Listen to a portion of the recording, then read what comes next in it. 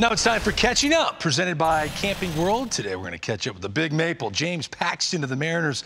Before we do that, let's show off this brand new 2021 Thor Motor Coach Freedom Traveler A27. This thing, as always, is completely decked out. The interior sparkling. And Smoltz, you keep telling me that James Paxton would love one of these motorhomes. Why do you keep saying that to me? Well, it just so happens, Greg, we've got James in a spot where he's looking at a motorhome. So as a kid myself, I had one growing up. I'm going to ask James, if you had one of these bad boys, where would you take it? Oh, man, I've never had one in my life yet, but if I had one, oh, man, I don't know. I'd probably do like a cross-country trip, maybe cross Canada or something like that. Very nice. Well, you're back home with Seattle, and first question I'm sure you're tired of even answering is how's your health and how's everything rebounding for this year, and how does it look for 2021? Everything's feeling good. You know, I worked really hard this offseason, working on my strength in my back and my core. And I got my arm all ready to go. So, you know, I'm really looking forward to this season. You know, myself and every pitcher who pitched into the game long enough are going to go through some injuries. And the biggest thing I felt for coming back is mentally I felt like it worked, meaning whatever was done is healed, and now it's up for me to go back to pitching. Is that similar for you with some of the things that you've had to deal with the last couple of years?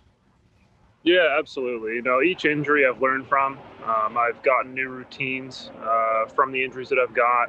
And just learning more about my body all the time. And I feel like I'm in a good spot right now. I'm just really looking forward to getting going.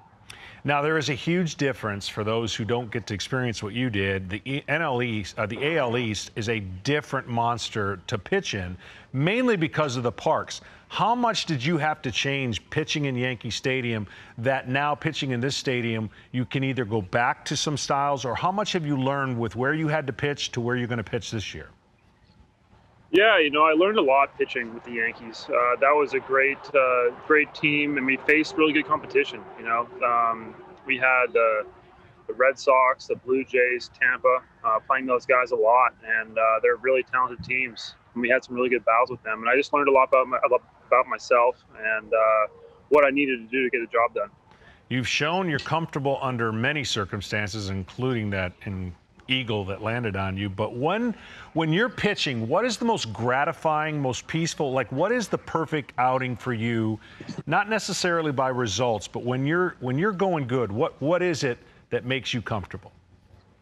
For me, it's, you know, how I gauge success for myself, or how I try to gauge success for myself, is whether or not I threw every pitch with intent and aggressiveness. And you know, that's pretty much it. With confidence, intent, and aggressiveness. That's what I want to do out there. Well, you're going to add to a young team that's on the rise and a team that's looking to take care of a playoff drought. I wish you the best this year. Thanks for joining us. Thank you. Appreciate it.